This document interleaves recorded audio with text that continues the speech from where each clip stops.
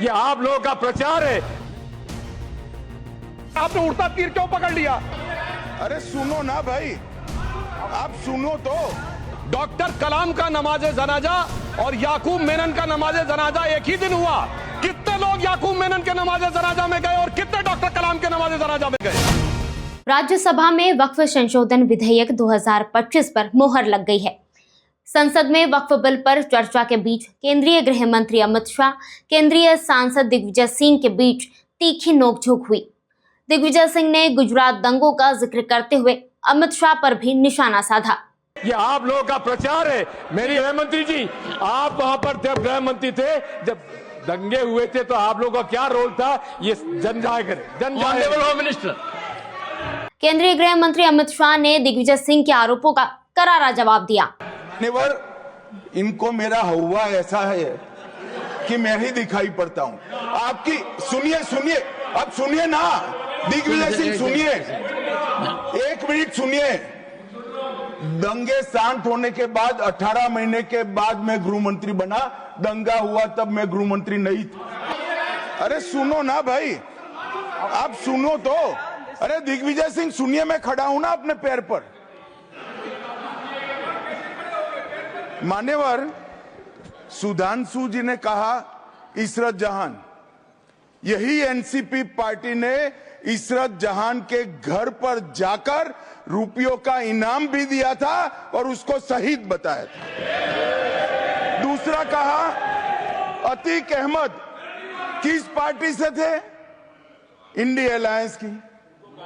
दूसरा कहा अंसारी किस पार्टी से? कांग्रेस और इंडिया अलायंस के। ये सारे नाम आपके साथ जुड़े हैं भाई।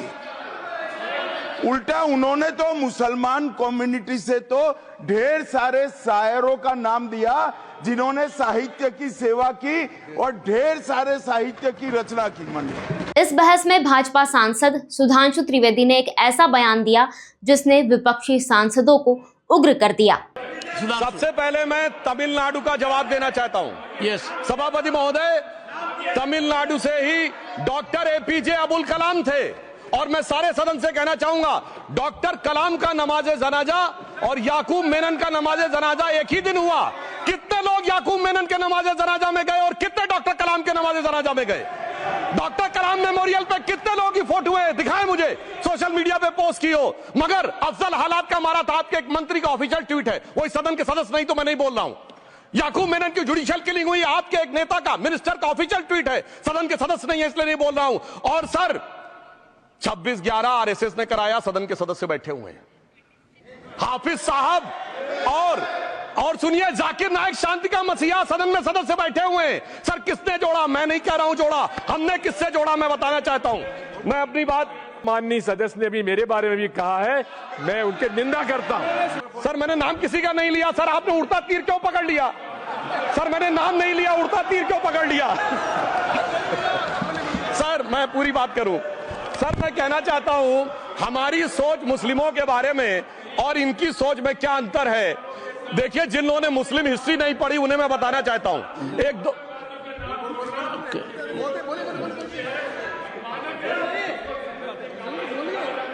सुधांशु त्रिवेदी के बयान पर विपक्षी सांसदों ने कड़ा ऐतराज जताया। माननीय सभापति महोदय, जो माननीय सदस्य ने बात कही है, मैं सुन रहा था डॉक्टर त्रिवेदी जी की बात। उन्होंने कहा था ऐसे मुसलमान हम लोगों के साथ है और वैसे मुसलमान इन लोगों के साथ है। बात यह है कि आपने जिस तरह से इस पूरी बात कही है, ये घोर आपत्तिजनक है, अपमानित करती है। और जो माननीय सदस्य ने भी मेरे बारे में भी कहा है, मैं उनके निंदा करता हूं। समर्थन किया है। Honourable home minister, honourable home minister. मान्यवर, मैं ध्यान से बारीकी से पूरे संवाद को सुन रहा हूं।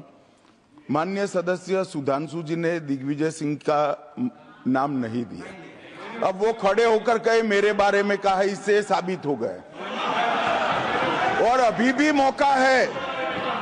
मौका है। आपने नहीं कहा है कि 26/11 के हमले में आरएसएस का हाथ था। तो अभी खड़े होकर माइक चालू कराकर बुलवा दीजिए माननीय।